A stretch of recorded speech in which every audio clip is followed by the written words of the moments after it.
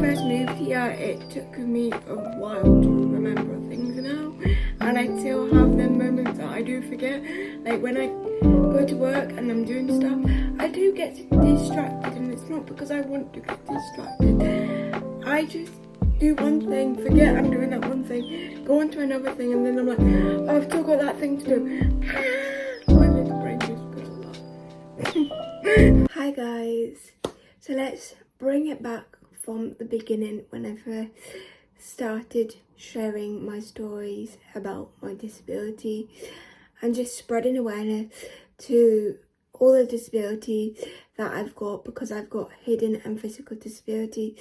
But specifically, let's bring it back to cerebral palsy, because that is one of my main disabilities that I've got, and it is a physical disability, but physical disabilities can look like a hidden disability as well. Let's just get into the story of how I got my cerebral palsy. Let's go over all the disabilities I've got before we go into the story of how I got these disabilities, but specifically my cerebral palsy being one of them.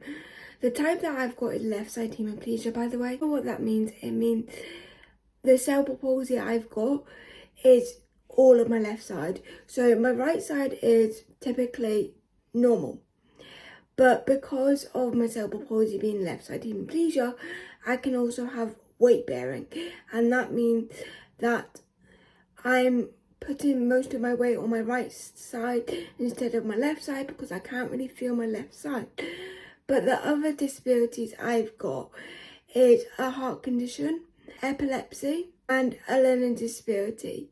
So let's begin the story now that you know all that. Because I got all these conditions when I was pretty much a baby, I can't remember the stages of it, but I'm going to try my best. So I think I went a couple of weeks or a couple of days. I don't think it was months, but there was a period that I'm pretty sure I was known as a normal baby. But then they noticed I was going blue in my lips, and pretty much it just starts with getting diagnosed with a heart condition. Now, I don't know what specific heart condition I've got. All I know is my main artery was the wrong way round, and I had a couple of holes in my heart. I always think it's 13, but I'm sure my mum said it was 10. It was not a normal amount of holes in your heart. Let's put it that way. So that's where the story begins. I get diagnosed with a heart condition as a baby, and I go under 3 heart operations. I don't know exactly what one's for what. I think one was to change my main artery, one to fill it. I don't know. I don't know the main detail. I probably should have known this before I started this. I was a baby, and it's something that does get brought up, but also my memory's rubbish. So I do forget the little details that my parents probably told me. But pretty much I went under 3 heart operations.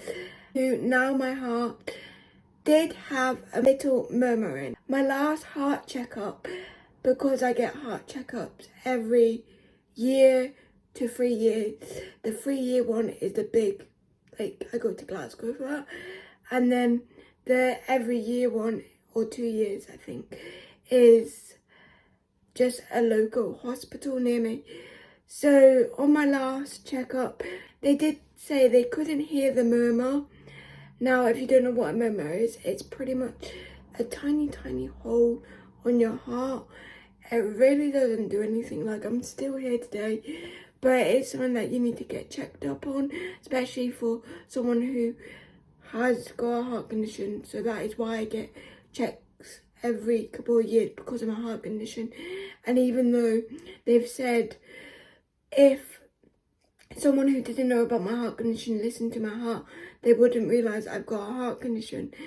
Even though that is the case, I still need checkups on my heart every couple of years. So that's the good news. But I did have a little murmur from after having these operations, and that came out of it. That's really good. Obviously you need getting check up throughout the years. Hopefully nothing else happens, fingers crossed. Let's get back to the story. Because of the 3 heart operations I have, or in between them 3 heart operations, somewhere in between all of this chaos, I didn't get enough oxygen to my brain, and that led into, I think it's a mild stroke. I don't think it was a full-on stroke. I think it was classed as a mild stroke, and that is what caused my cerebral palsy. Well, that's the first thing that I think they knew I would possibly have if that happening. Now, also got told that they didn't know if I would walk, talk, the normal stuff that if you have a stroke that they will most likely tell you. We don't know the outcome because 1, probably to save their back, and 2, they probably genuinely don't know because everybody with cerebral palsy or who has a stroke comes out different every time. Everyone's stroke, if you do unfortunately have one, is different. You could have a mild one, you could have a big one that changes your life. Now don't get me wrong, the disabilities I have, obviously would have loved it for me to just have a heart condition, if you could pick a scenario, but this is who I am and this is my normal. I've not known anything out of having cerebral palsy, epilepsy and a learning disability, but because of not enough oxygen going to my brain, I did end up having cerebral palsy, epilepsy and a learning disability. So I don't know if this is exact, but I know the damage on my brain is on my right side of my brain, and that is why I've got left side hemiplegia. I'm assuming if it was the other way round, it would be on my left side of my brain, and that would probably led me to having right side hemiplegia, or it could have led me to having a whole different type of cerebral palsy. You just need to try and think of it as a positive in a way, because like I said, the doctors literally told her, or told my parents, she could not walk or talk. Like, they didn't know how I would turn out, pretty much. So them telling my parents I could not walk or talk, and being able to talk to you guys and being able to walk very independently compared to other people with cerebral palsy, I'm quite lucky. Yeah, I still have times that it's like frustrating to even have cerebral palsy, but if you want to narrow it down, I am quite lucky to have mild cerebral palsy. But that is pretty much how I got all of my disabilities, and I'm doing this video to 1, spread awareness, but 2, to reply to a comment that wanted this video. I know I've done these types of videos before, but it's just bringing it back to the beginning of when I first started spreading awareness to hidden and physical disabilities and to my cerebral palsy, and how I got my cerebral palsy, because everyone's cerebral palsy story is completely different to you. It's a spectrum. That is why it's a spectrum. But that is why I got my heart condition. I don't know exactly how I got my heart condition, but how I got my heart condition and then how it led on to having a mild stroke, to having cerebral palsy, epilepsy and a learning disability. With my epilepsy, touch wood, I haven't had a seizure for many years now, touch wood, but because of the seizures and the medication or the tablets I was on, that's led me to have memory problems, memory loss, long-term memory, I don't know what you would call it, I've just got memory problems. Depending on the information you give me, depends how long it stays in my brain. My brain wants to keep it or not, pretty much. Obviously, when I was on the tablet, my memory was completely different. It was really different, to the point that when I walked upstairs and my mum would tell me things to get, like pants, socks, bras, deodorant, I need to retrace my steps like once or twice. When we first moved into this house, I did need to do that at the beginning because I had my seizure 2014 or 2015, I can't remember exactly. I think it's 2014. I don't know if it's an actual thing, but I found that obviously having a seizure technically gives your brain damage to the brain, so your memory's rubbish. When we first moved here, it took me a while to remember things now, and I still have them moments that I do forget. Like when I go to work and I'm doing stuff, I do get distracted, and it's not because I want to get distracted. I just do one thing, forget I'm doing that one thing, go on to another thing, and then I'm like, oh, I've still got that thing to do. My little brain just goes like that. So that is pretty much the side effects of my epilepsy, and I have got videos on specific topics of my epilepsy, my heart condition and my cerebral palsy, but this is just a summary of how I got all my disabilities, my disability story. I don't have a specific learning disability. Well, I don't think I do. I just got told it's a learning disability, so that includes processing, being a bit slower, but also that can be a mixture of my cerebral palsy and my learning disability. My learning disability being my brain part, and my slowness being my cerebral palsy, because I can't go as quick as others. Because yes, I do have two hands, but one doesn't work as well as the other. One doesn't want to do as much as this one does. So if I do go really fast, like yesterday, I can be in pain. Sometimes it's not to the point it's in pain, but it can be uncomfortable if I push myself too much. And also a thing with cerebral palsy with me is my muscles can't relax. So when everyone is trying to relax and chill out for the night, especially on an 8-hour shift, that's when my body starts to ache, because I've been standing about, walking about, doing all the things that you would do at a food retail shop work. So from going all busy, feeling the uncomfortable pain, but like being able to bear it, and then going home, and then that's when it kicks in, because then my body is technically relaxing. But also while I'm relaxing, it increases how painful it is. But relating to the cerebral palsy and the learning disability, all the processing and movement stuff really depends on the amount of sleep I get, and the speech processing, anything like that. And as sad as it sounds, I need my sleep, because that's how my brain works.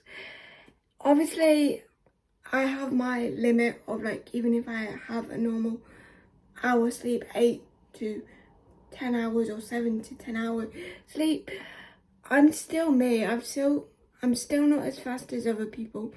There's still some words that come out differently, or I can't pronounce a word. And there's also still times of the day that I'm like slowly shutting down. But that's just me. But obviously, if I don't get enough sleep, that's gonna increase worse. Well, not worse, but like make the processing of movement a bit slower than usual. To end this video off, I want to end it with a question that I also got from the person who wanted this type of video, so hopefully she does see it. But the question was, when did my parents tell me I had cerebral palsy? I know the person who commented this is commenting from a parent point of view, not a daughter or son point of view.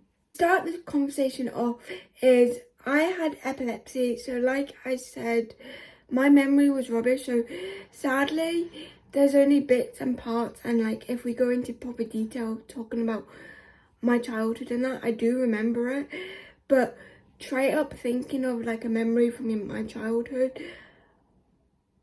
I can't remember the first, like I can't put in lines or when I was 6 I remember this, when I was 7 I remember this, when I was 4 I remember this. Like I remember playing in a house in London and we had like a little cave underneath. Well, it wasn't a cave, but like, you know, the stairs are there and there's normally like a gap there. I remember playing in there quite a lot, but I can't remember my bedroom. And I probably was 5 or 4 or 6 or 7. I think I was quite young because when we moved to Darlington, I was about like 6 or 7. So that was about like when I was 4 or 3 or 5. I don't know. But I can't put an age to that memory like probably most children or adults can. So that is how my memory is. Relating to the question, when did my parents tell me? First of all, I don't think they ever told me I had cerebral palsy or had epilepsy or I had a learning disability. We obviously had moments throughout my childhood that it was like, this is frustrating, like not being able to put on a sock properly, not like going through the phases of being able to tie my shoes. I obviously went through the phase of I'm starting to become an adult, I want to be independent, but also I can't be that independent because I've got these disabilities. So they didn't really tell me, or that I remember. It was more growing up knowing I'm different, I'm unique, and I think it was more, can't remember a point that it was that you've got cerebral palsy. It was more, I knew I was different. I knew there was something wrong with me. There's nothing wrong with me, but like there was something different. I had a disability, you could tell, but obviously from a young age you don't know what a disability is and stuff like that. So we did have them conversations of, this is how you can do this is why your hand is like this. But I don't think we had a specific conversation of, this is the disability you've got.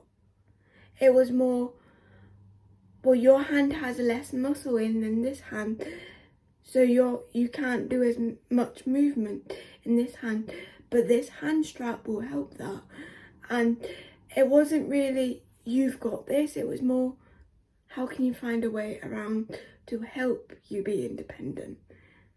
So I can't really pinpoint a point when my parents explained to me or told me I had epilepsy, cerebral palsy, a learning disability, obviously with a heart condition. I've got my scar. I don't know if you can see that, but that's my scar. It goes all the way down there. But obviously growing up as a child, seeing that, you can tell I am different. Something happened and pretty much I just grew up with it. So to the parent who commented to do this video, or to any parents out there who do comment on my video or see this video and don't comment, and you have someone who has cerebral palsy, it's going to be difficult. Obviously I'm doing this from a daughter's perspective, like I'm the daughter, you're the parent, so you're gonna still have the moments of, am I doing it right? Like, what am I doing? But honestly, support your daughter or son. Yes, they're gonna have a different childhood. Yes, they're gonna have moments of frustrating. You'll be sometimes probably thinking, what the earth are they doing? Like arguing over a sock. But there's also gonna be moments of like, why me? Why me? But also, if you think of it in a positive, not everyone does have this, but if you're like me and you have epilepsy on top of your cerebral palsy, yes, epilepsy is not a great disability. Like, having seizures is not good. Like, honestly, it's not good. But the good thing is, I probably don't remember most of the moments that I was genuinely frustrated. And looking back, I was just a normal child with a different way of life. And I found that way of life. And I'm here now. And that's always going to be the motive of, I've just got a different way of life. I've just got a different way of doing it. And when people ask me questions, I'm happy to answer them. But most of the time when it's questions like, when did your parents tell you you had cerebral palsy? Or how do you deal with it? How did you grow up with that? That must have been difficult. I couldn't do that. Stuff like that. I just did. And that's most disabled people's answer, is they just did. We have a different way of life, and that's not a bad thing.